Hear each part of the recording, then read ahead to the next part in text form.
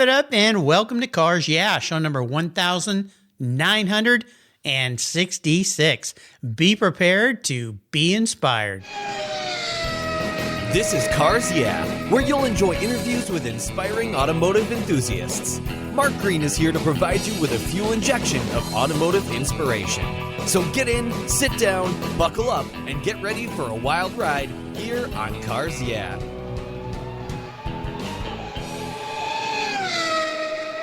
Hello, inspiring automotive enthusiasts, and welcome to Cars Yeah. Today I'm in Belton, Texas, with a very special guest by the name of Rick Seger. Rick, welcome to Cars Yeah. Do you have any gear, and are you ready to release the clutch?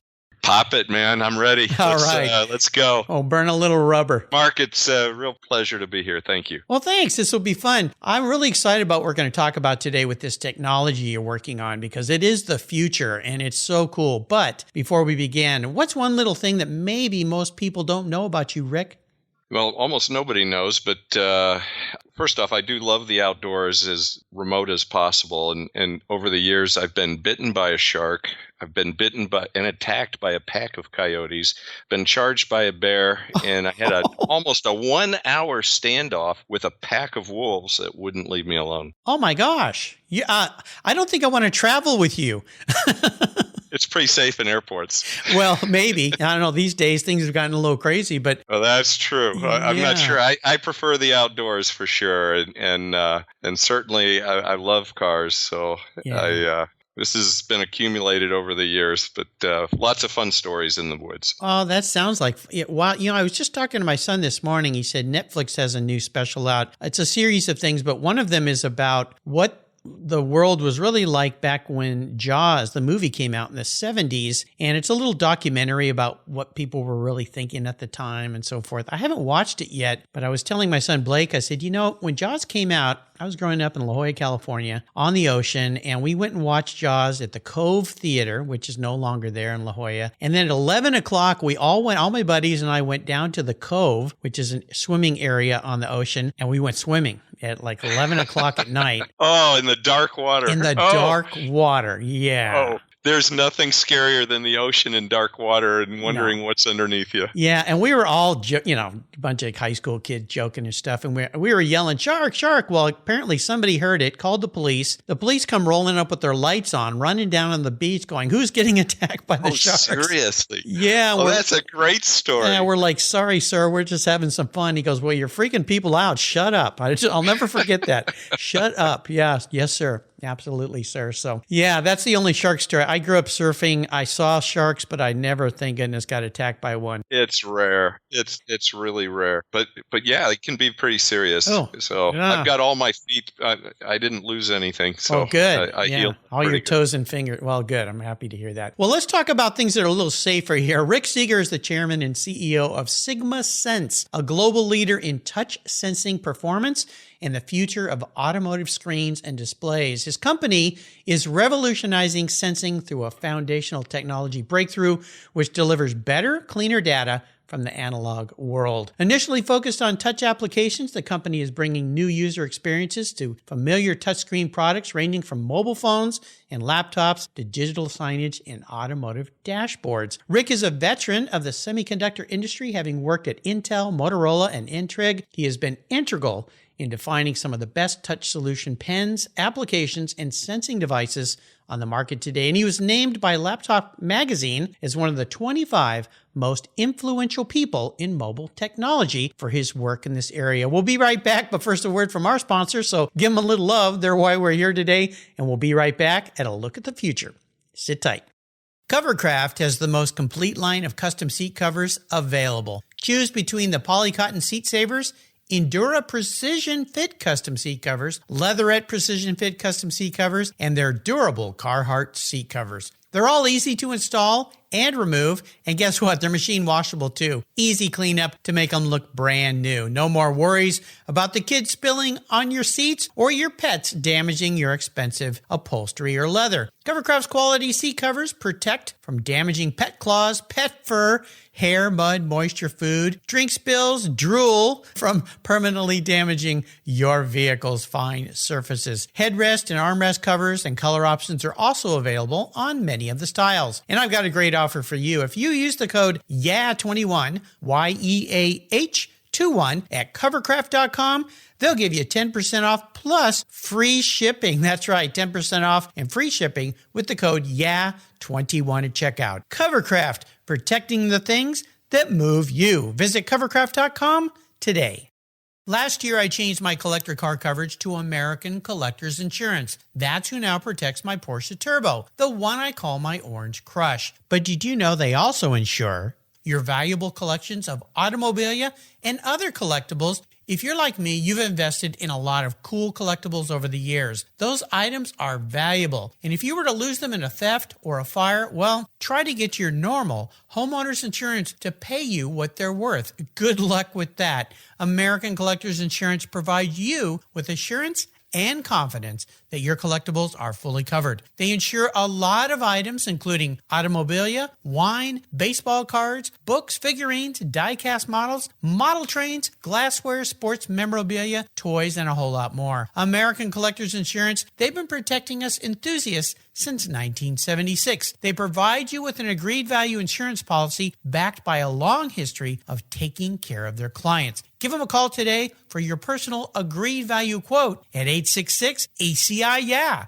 That's 866-224-9324. Tell them you're a friend of mine, Mark Raines here at Cars Yeah, American Collectors Insurance. Classic car insurance designed by collectors for collectors. Automotive enthusiasts just like you and me. That's American Collectors Insurance.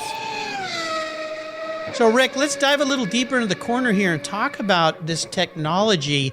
But before we do, I'd love for you to give me a little background on where you came from and how you've moved through your career into what you're doing today, because this stuff is so cool. I love technology. I love what's going on, and you're playing in a world that is our future. You know, you have to get a perspective to build really great futuristic things. You got to know not just where the industry's been, where things have taken off in the past, but be able to see a pattern and to be able to see the future coming pretty clearly. And I started my life at Intel. We made our debut helping program some of the very first laptop and even the very first compact portable prototypes, even before the industry moved to call them luggable computers. Mm-hmm. I was involved early days in those industries. Moving from there to some of the printer stories of the industry, you know, how the printer industry has evolved and how it's taken off. We built some of the very first super chips that helped drive down the cost of printers. Nobody thinks that's exciting anymore, obviously, but at the time it was massive productivity improvements throughout the world. And of course, now we're moving away from printers as quickly as we can. And you watch the evolution and the next steps. And the next thing that we did was I helped start a company that built the first Linux-based phones. Oh, wow. We made the first phone calls from Linux phones with the ability to interrupt and play Dune and some other games and jump back into your phone call again in the very early stages of the industry. Now, our code ended up in the Linux open source community. It got evolved, and pieces of this, in many respects, this is the backbone that's become Android, that got picked up and borrowed by a number of other phones in the industry today. So I'm very proud of all of the different contributions at different levels, but I'm most excited about this next wave of technology that we're seeing emerge and the changes that we can impart in the world with sensing. You're working on trends in use of multiple displays, modern curve layouts, touch screens, all these things that were a bit futuristic in movies not too long ago. And now we're doing this stuff on laptops and iPads and screens and all this, but you're taking it to a whole nother level and involving it in the automotive sector. That's right. And we've come to depend on our screens everywhere. They're just tremendous enhancements to our lives, both from bringing us joy, but also from a productivity standpoint. And our car is this, to some degree, this tablet that's glued to the dashboard is not going to be the experience or the image or the feeling when you get into a cockpit that's got curved screens and it's got full-length dashboards that are all filled with color, with interaction, with a number of different features. The ability to sense, and it's more than screens. So let me clarify a little bit. What SigmaSense has invented, and I give credit to Troy Gray and Sean Gray, the two brothers that actually fought over it and argued over it and really refined this technology. And the Gray brothers came up with this idea that we could sense in an entirely new way. So we are a foundational technology, truly deep technology that'll be embedded in all of these different devices that uses an entirely new approach to how we sense the analog world and convert that into digital. The ability to see, instead of just seeing an X and a Y point when you touch a touchscreen, we are able to see a hand above a screen. We can identify that hand belongs to a passenger, not a driver, and we can do it far more reliably than a camera can do. So the precision and the detail and the signal to noise ratios that we're able to generate with these devices now in the cockpit is going to be tremendously exciting. And so I have to point out, we are not talking about just a new way to do a touchscreen. We are a new way to do sensing. And this new way to do sensing is going to give us phenomenal abilities to help anticipate what people want. The ability to play games in a vehicle, the ability to do better driver passenger experiences that are unique to each and yet thrilling when you experience them. So we're sensing everything from air movement to temperature to the ability to detect touch on surfaces, whether it's an object like a can of soda set on a flat surface in the car or in the drink holder, or whether it's your hands on the steering wheel, and all of the sensing that can be done through your hands into the body, and all of the sensing that could be done from your windows or sensing from your sunroof and sensing from the seats or the pedals, the shifts, everything that you would touch, and all of the meaning that can be derived from those surfaces, essentially building out touch capabilities and sensing capabilities on all surfaces throughout the vehicle, and doing it at such high speeds that now you could envision gameplay and different things in the back seat, or the ability to do very fast work in the car. You know, one of the things that I wanted you to expand on a little bit too is the technology applications you're working on as they relate specifically to electric vehicles, since these vehicles are coming on strong, and where they apply not only to the driver experience, but to improving electric vehicle battery management and the motor drives in the car. This is another fascinating aspect, because most of us think of what you're talking about as just what we see, but you've expanded it much deeper into what it's doing while you're in the vehicle. So sensing is all about detecting essentially the movement of electrons in the analog world, converting it into digital. So we have an opportunity now with superior sensing techniques, with a new approach to sensing, one that allows us to sense from a distance even.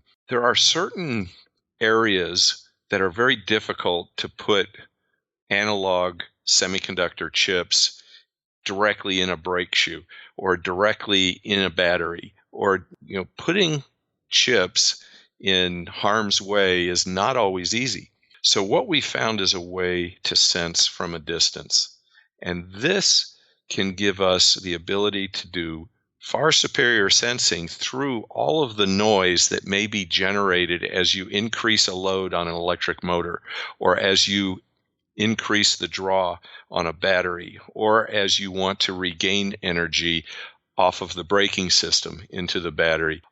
All of these events create tremendous electromechanical noise in the system that is picked up, and a lot of movement of electrons. And what we have found is a unique way to remove the noise we don't want and to pick up the noise and the signals that we actually know carry important information about the charging of a battery, or how a system needs to be recharged, or how many times it's been recharged, but to what level, and did we overcharge it at some point? And even to reach into individual cells into batteries. So these are the promise of a sensing technology that rewrites our traditional voltage mode, threshold-based analog to digital conversion, and moving it to a current mode sensing system. And that is going to give us a huge advantage in battery-based technologies, in recouping of energy, in the recycling of batteries long term, and the ability to get longer life and reuse of the batteries for a much longer period of time. So there's an opportunity to greatly improve where we are today, which is fairly archaic when you look at the level of technology that we can sense and yet hasn't been applied yet to these markets. Wow. We will be the first to be able to apply these technologies and to get them out, whether it's in the touch, sensing the movement of electrons as you touch a touch screen, or the movement of an electromagnetic field in a battery, or the movement of E fields due to the proximity of the human body as it gets close to a vehicle. So looking into the future, which you're a very futuristic company, how far out before this is all normal for most of us when we get into new vehicles? Well, as a company, our first goal is to get into touch screens, just traditional touch screens as you would expect. But we are applying the technology and doing research on what's the optimum way to deploy into a number of other markets, including biosensing and a variety of I guess I would say biosensing, battery sensing. Would some of this work in the medical industry? Absolutely. Any kind of sensing is a good application for moving to current mode, taking data directly from a change in current to digital. Wow. So this is a little different than how we've done it in the past, where you get a voltage signal and you amplify it, and then of course, you're always introducing noise into the environment or into the equation, and you end up with a compromised signal-to-noise ratio. In our case, we're able to get very pure signals through the measurement of current without the need to amplify a voltage signal and introduce additional noise into the system. We end up with lower thermal noise. We end up operating at ultra low voltages and ultra low power, and we end up with far better sensing data, better sensitivity, better information, better data to make decisions off of, and faster data as well. So it's a pretty exciting model when you think about all the places that sensing data is going to be important. So is this scalable to non-touch and visual sensing as well? And by that, I mean, my wife has an older BMW X5, and they gave her a new one while they were servicing her car, no doubt to entice her to buy a new car, because we keep our cars a long time. And one of the things it had was you could just wave your hand in front of the radio to increase the volume or decrease the volume. And, I was playing with that going, what the heck? This is isn't that crazy. cool? This is crazy. Yeah. It's really, and we're at the very early stages of some of this technology, but again, being able to use gestures, I don't want to have to look off the road in order to adjust something I know is simple to adjust. Right. And so the ability to sense a touch is one thing, but the ability to sense 3D above the screen, or to know that it's the passenger that's waving his hand above the screen versus the driver, might mean something completely different. So yes, we don't necessarily need to make contact anymore, but we could actually just wave our hands for specific gestures. And I know a lot of people would like to use audio. This is a great area where I think that we're making very good progress, and we're going to see a lot of audio enhancements in the vehicles as well. Mm-hmm. But the ability to listen to music, have your radio up high, and still be able to recognize a quick, simple gesture to wave off a phone call, or to wave off the volume, or whatever it may be, or to swipe your hand down and down go the windows. Yes. Or, there's a number of different very cool functions that could be built out using this sensing technology going forward. Spectacular. It's so much fun to see what's coming. I like to ask my guests about driving inspirations, people that have been influential in their lives, because most successful people have these people in their lives. Is there somebody like that in your world? I've got I'll call him a mentor, dear friend, and I used to have some really cool fast cars, and I still enjoy fast cars, so don't get me wrong. But Father James Ekiocha is from Nigeria. He's a priest here in Texas, and he's such a wonderful, beautiful man. And I tell you what, your worst day, think of how bad your worst days are, and you can have some pretty bad days at work. You can have some pretty tough things happening. But when you hear stories coming out of Nigeria and the lives that some of the folks there have been living, and these are real stories. This is real life, and you start to see what a joyful man he is, and you start to see what a bad mood I'm in, and what a wimp, spilled what coffee. An absolute wimp I am. Yeah, over the lousy coffee that was made for you at Starbucks that day. How many things do we complain about and get upset about? It's crazy. And just, I tell you what, I can't say that he's steered me towards a certain car or anything else like that, but I do appreciate the simple things, and Nothing brings me down. You get behind the wheel of a good, fast car. Yeah. And I tell you what, nothing can bring you down, especially when you realize and you put in perspective what guys like Father James have seen and gone through over their life. It's really a check. We are truly blessed here in this country, and many countries are compared to many parts of the world. Well, he sounds like a wonderful person to have in your life. And we all need people sometimes to set a reality check to us to what our minuscule issues are from the day to day compared to what many people in the world have to deal with. It's good to get that paradigm shift from time to time to realize how fortunate we really are. Let's take a short break. We come back. I want to talk about a big challenge in your world, huge challenges with what you're doing. So keep the thought in mind, and we'll be right back. Sure. I've discovered Linkage. It's a new quarterly publication and website that covers the automotive market, driving, restoring, collecting, and discovering your passion for motor vehicles. Linkage is about experiences, opinions, and values. Linkage is an actual informed, reasoned opinion based on first-hand experiences. A talented Linkage team covers the automotive world, the people who share your passion and mine, smart, considered, rational, and experienced opinions, ones you can learn from and grow. That includes our passion that drives auctions and the collector car market. So come with me and join us on this journey. And be sure to use the code CARSYEAH when you subscribe, and they'll give you $10 off. Boom! Linkage, geared for the automotive life. Subscribe today at linkagemag.com. Did you know that Cars Yeah is in the top 1% of all podcasts based on listenership, according to Libsyn, the premier RSS feed for podcasts in the United States? That's right. And Cars Yeah is the only 5-day-a-week automotive-focused podcast for you to get your message into the ears of thousands of listeners daily from all over the world. Plus, DuPont Registry recommended Cars Yeah is one of their top 10 car podcasts for you to enjoy. Cars Yeah has experienced tremendous growth, plus your ads are evergreen, meaning they never go away. And more listeners find Cars Yeah every day for their daily dose of automotive inspiration. Do you want to expose your brand to a highly targeted list of automotive enthusiasts in a very unique and very personal way? Well, I can help you. Contact me, Mark Green, at mark@carsyeah.com or through the website at carsyeah.com today to learn more.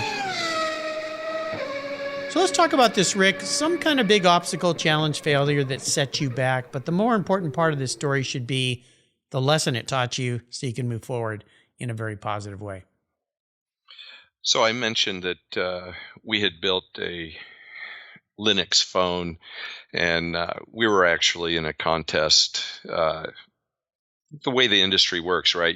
Nobody gets sole sourced in anything. You pick up a few different partners, and then you have a race to see who can build what's the best. Mm-hmm. Well, we actually won the race.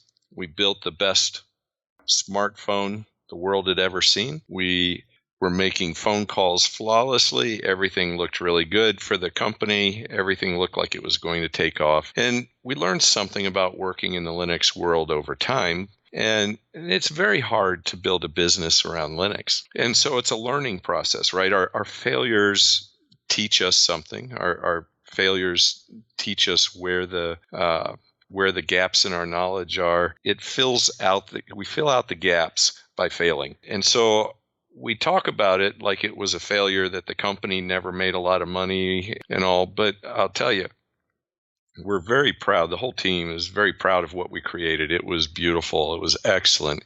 It was one of those, we combined true science, perfect math, and amazing software. And you pull all that together, and we built something pretty amazing. Well, it didn't go anywhere. We didn't make a lot of money.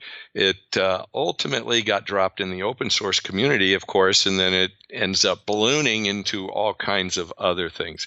So we played a small role in driving the world to where it is today. And we can all argue whether cell phones are great things and whether we ought to be, this whole smartphone digital transformation that we're going through is healthy. But in my opinion, it solves tremendous problems. And even the problems that are left and the ones that are created are minor, and we will solve those as well. And so I look at this technology as being one of the key stepping stones for the world. And so I'm very proud of it, although it was an absolute failure. And it's a building block and a stepping stone to what is really required in a phone, what's really required in a user experience, what's really required in an operating system, and what are all the things that are most important. And in the end, we can talk about AI at the edge, right? All these edge devices.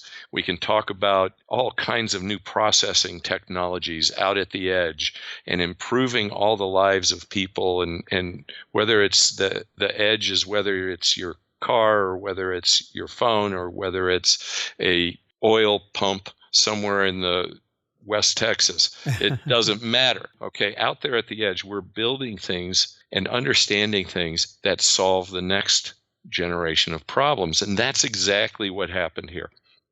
We have a knowledge base and an information and the pieces to say, all that's good, all that processing, all that capability is great, but it's not useful if it's working on bad data or the wrong data.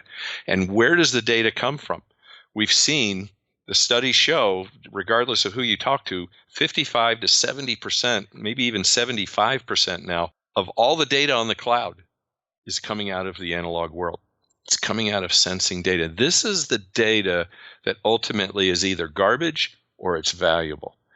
And we're getting more and more garbage. So the ability to sense for the specific information that we want is what's going to decide the benefits, whether we get into a cockpit of a car and it really understands me and it really knows what I want to do. All of the pieces and all the building blocks have been coming together to this point.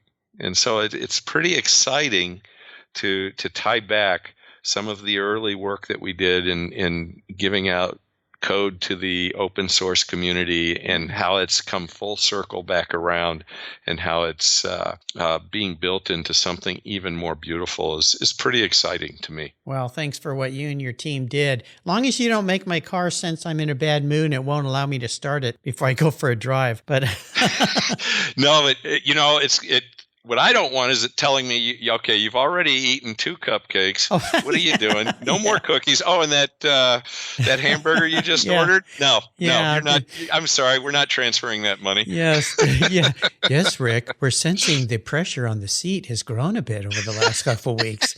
We need to throttle back on our food intake. That's exactly where we're headed. It's one of those. I'll call it a casualty of moving to better sensing data. Yeah. Hal, open my lunch bag top. I can't do that, Rick. I'm sorry. Yeah, exactly. No, but the joy of better data at the edge, and I tell people all the time, getting control of the data by the individual. Okay. All that processing happening in the cloud, everybody wants your data. They want your data. They want your data, right? But when the processing is happening at the edge, as a person, I can control what I touch, what information I transfer by that touch. And now pulling that information back and saying, okay, I'm going to be in control. I've got a lot of data and I'm going to be in control of it. And I think that giving control out to the edge is one of the things that goes with the benefits of all of this computational power out at the edge. Very cool. Let's talk about a special vehicle in your life, because I know you're a car guy. Is there a vehicle that stands out for you, and maybe share a story about that ride? Oh man, I still have access to, fortunately, a 67 Camaro Indianapolis pace car. One of the original, they built less than 100 of these. This was the car that started the pace car craze. Okay, up to this point, they would build a handful of pace cars to start the race. And if you recall, there'd be a couple of cars, and they'd give them away. One to the winner of the race. Obviously, the Queen of England would get one. Yeah, like she needs it. They'd give them out. They'd give them out to dignitaries, but they would only make about less than 100 of these. And so I was scouring the papers, okay, looking for a car. I wanted a 67, 68, 69, and I found a guy in California. The only one I could find was in California, and it was nothing special. It needed quite a bit of work, but it was mostly work that I thought I could do. So I thought, okay, I'll go ahead and get that one. And he called me. He said, I think this is a special car. And I said, what do you mean? He says, I don't know. I've written to GM multiple times and they never write back. So last time I actually sent him a check. I said, please just take some little time here. I'm paying for your time. Yeah. Just give me a little time and tell me what it is about this car that's special. And they sent the check back with no answer. Yeah. And so anyway, nice guy and all. And I said, well, I want the car. I don't know anything about it. I'll see what I can find out about the car, and I'll try and research it. And this is just in the early days of the internet getting started. So I got the car, I got the VINs off of it, and started tracking it down. And sure enough, it was one of the original pace cars from the Indianapolis 500. It had been repainted. It was still white, but they had painted over the blue bumblebee stripe across the front, and so it was a true treasure, true treasure. And it's one of those stories you hear about. You pick up a car and you have no idea what it is, and then suddenly you find out it's really worth a lot of money, and it's a really beautiful treasure. And so it's exactly that. It's a big 396 big block. Oh, it was just fun. Yeah, those things said like 375 horsepower. They were, Oh, it would just break loose all the time. Of course. And very it was cool. fun. I love it. Fun. So I'm going to be your automotive psychologist here, Rick. Crawl into your skull a little bit. If you were manifest as a vehicle, what would you be, but more importantly, why? Well, here's what, this will sound corny. Okay, and maybe a little self-serving, but I get to see what's on the horizon. And so I got to tell you, the car, it's got to be self-driving. Okay. And so it's self-driving, but in the center is a tabletop. And you've got this table between all of the seats, and you can pivot the seats around. And, time in the car with family is one of the greatest things in the world. I've found over the years, there's nothing like a long trip to bring my wife and I together, to get the kids on a long camping trip. Yeah. There's nothing like that. You're locked in a car. You can't go anywhere. You're going to solve your problems and you're going to kill each other, one or the other. Okay. You're going to get there. Yeah. And you know what? Now you're going to have a game table sitting between you. You could play hockey. You can play all kinds of maybe Dungeons and Dragons. Maybe you're playing some kind of card games. Mm-hmm. Maybe you're playing all kinds of different shoot 'em ups. And in real contests, 4 people sitting around a table having fun and enjoying each other's company and talking and playing.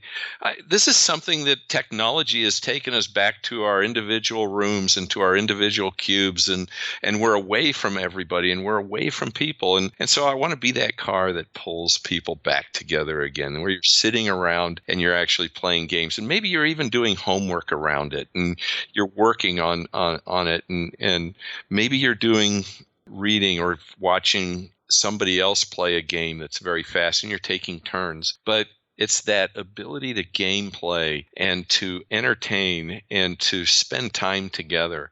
That's what I'm after. Nice. I really believe that that's a really cool car. And that's the vision that I'm drawn to when I see where the future of the car is going. Very nicely said, and very unique answer to that question as well. Is there a great book that you'd like to share with the listeners today? I've got a book, not to stick with the priest theme, but it actually is one of the books I found most valuable in my life, and that is by Father Robert Spitzer, Finding True Happiness, and the 4 levels of happiness. And there's a lot to be said for pleasure, and there's a lot to be said for honors and putting off pleasures to collect later in some sort of a degree or some sort of a project or something that you build, and then moving up the levels of happiness. And so it's a beautiful read. I'd highly recommend it. Sounds great. I love it. I'm going to take you on the ultimate drive today. That means you get to pick any car, you get to pick any person to be with, living or deceased, and you get to be going anywhere. What does the ultimate drive look like? I think it might be a futuristic drive. Look like for you? Well, my drive, it's not going to matter how long it is, so it's a long one. Let's say we take the drive to Alaska. I would love to be in a vehicle with Troy Gray and Elon Musk at the same time. Wow. Troy Gray was the inventor of our technology and one of the inventors of the technology. And Elon Musk, the two of them, Enough said. Watching that conversation between them would be a really interesting dialogue. That would be my ideal drive. Definitely. I'd like to with the game table between us. Yeah, So. I'd like to be on that drive as well. Jeez, wow, the things you could learn. You've taken us on a wonderful futuristic drive. I think I could talk to you forever, and maybe we have you come back a little later sometime and talk about how things have progressed and give us a vision into where we're going. But before I let you go today, could you share a success quote, a mantra, or some kind of inspirational words with our listeners? I've latched on to something in the last few years. The greatest changes to the world happen at the edge. They happen at the edge of every technology. It doesn't matter whether you are an accountant, whether you are an engineer, whether you are a teacher. At the edge of your science, at the edge of your specialty, that's where the great breakthroughs happen. And if you can be the best in the world at your job by finding that edge and finding that change, finding where the current rules break down and the new rules begin and the new opportunities begin, that is the most exciting place to live life. I love it. How can people learn more about Sigma Sense? We can go to sigmasense.com. I encourage you to watch some of the videos, the ability to see touch with gloves. It doesn't matter. We can see touch in the air. We can see touch through gloves. We can see it through water. We can see in the rain. We can see all the things that kill touchscreens today. You'll see our touchscreens working in all those scenarios now. And this is just the beginning. So we'll take that sensing technology, and your imagination can carry you to where you think sensing is going to go in the future. The future looks very cool with Sigma Sense. I want to do a shout out to Katie Wallenberg at MZ Group Public Relations for introducing me to Rick. Katie, thank you very much. This has been a wonderful conversation that will continue in the future, no doubt. Rick, thanks for being so generous today with your time and your expertise and sharing an amazing technology you guys are working on. Oh my gosh, I'm excited for what the future has to hold. Until you and I talk again, I'll see you down the road. Thank you, Mark. This has been fun. How did you discover your path to a fulfilling life? Too many young people flounder in finding an education and a career that fits. But for those who have a passion for cars, trucks, and motorcycles, and who love working with their hands, problem solving, and fixing things, a career as a professional auto technician is incredibly rewarding. Cars Yeah is pleased to team up with TechForce Foundation, our charity of choice, in bringing scholarships, technical education, and hands-on experience to young people so they can discover a possible future. Join me and lend your support by visiting techforce.org today. Thank you so much for joining us on today's ride here at Cars Yeah. Drive on over to carsyeah.com to find show notes and inspiring automotive fun. Download your free copy of Filler Up, a fun book filled with gorgeous photographs of fuel filler fun, including quotes from more inspiring automotive enthusiasts. Download your copy today, and we'll see you next time on Cars Yeah.